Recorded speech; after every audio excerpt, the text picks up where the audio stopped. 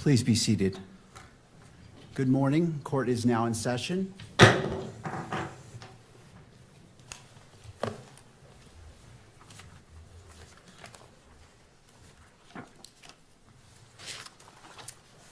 Calling the case 251-403-576, State of Utah versus Tyler James Robinson.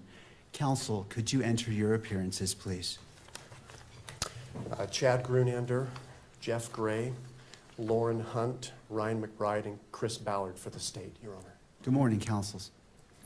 Good morning, Your Honor. Kathy Nestor, Michael Burt, and Richard Novak on behalf of Mr. Robinson. Good morning, Your Honor. Good morning to you all. Good morning. And to the jail. Do we have Mr. Robinson present? Yes, Your Honor. All right. Mr. Robinson, good morning to you as well. Counsel, as we begin, I have entered orders allowing the admittance of Mr. Michael Burt, Mr. Richard Novak, pro hoc vice, and appointing them along with Ms. Catherine Nestor to be Mr. Robinson's counsel. The court enters findings that the combined experience of counsel meets and exceeds the requirements of Rule 8. Counsel, do we have, what would we like to accomplish today? I have two items, Judge. I just wanted to make a record that under Rule 16 of the Utah Rules of Criminal Procedure with respect to discovery, the state is required to provide to the defense within 5 days of the defense's request the discovery that we relied on in making this charging decision.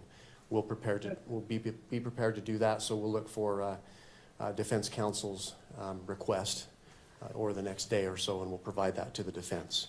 Thank you. We also, for the court's information, we met this morning with the defense team briefly in our office to talk about discovery and the process, so we'll be working together.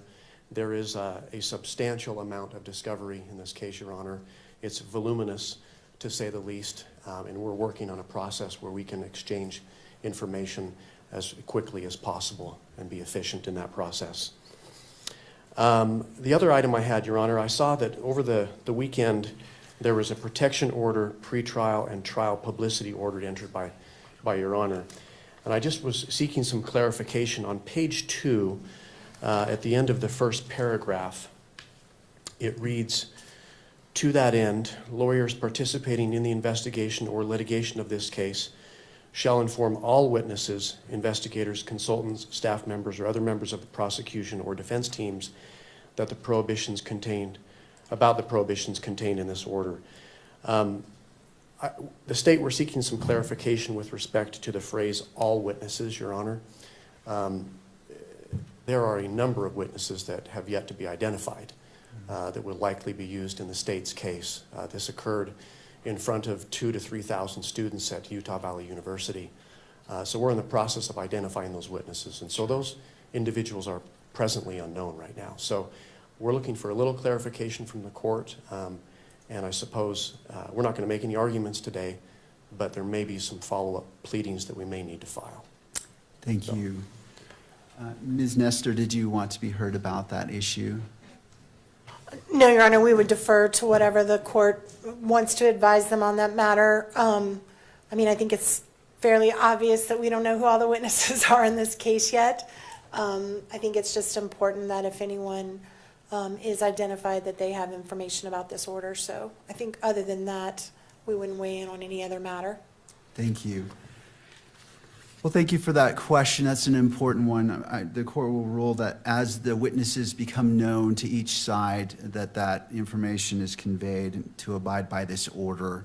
Obviously, there are potentially many witnesses, and so it's not the expectation that you would be able to do that up front, but as they become known, I would ask that you would inform them of this. Anything else, counsel? Nothing from the state, nothing else, Judge. Thank you. Ms. Nestor. Thank you, Your Honor. We recognize that we are here today for a waiver hearing. It is not our intent to waive a preliminary hearing in this matter. We are going to be seeking that one be set. However, based largely on what the state just referred to as far as the voluminous nature of the discovery materials, we do think it would be prudent to simply reset for another conference, another waiver hearing, a little bit down the road, where we have a better idea once we start seeing the discovery as it rolls in. I do recognize we're going to be getting that first batch in 5 days, but it's my understanding from our meeting today that there is massive amounts of digital that is going to be coming. And until we can kind of get our heads around exactly what we're dealing with and how much we need to process, it's going to be difficult for us to give you a reasonable expectation of when we will be ready to do the prelims. So we're asking today that we put that decision off, and maybe we could check in 30 to 60 days and just kind of let the court know where we're at and how much we're looking at and how much time we may need to set a preliminary hearing. Also, as far as a detention hearing, we are not asking the court to address that issue at this time. Under the statute, the issue is going to come down to the question of whether there's substantial evidence, which right now we're just not in a position at all to be able to even argue to the court. So we are probably going to ask that the court delay that decision possibly until the time of the prelim. But if it's sooner, we will ask the court for a hearing. But at this time, we are not asking the court to make any decisions on that matter. Thank you, counsel. In regards to the next hearing date, how about October 30th at 10 a.m.? That works for the state, Your Honor. Thank you. All right. That's fine for the defense, Your Honor. All right. Now, as we're at the beginning, anything further from counsel from either side?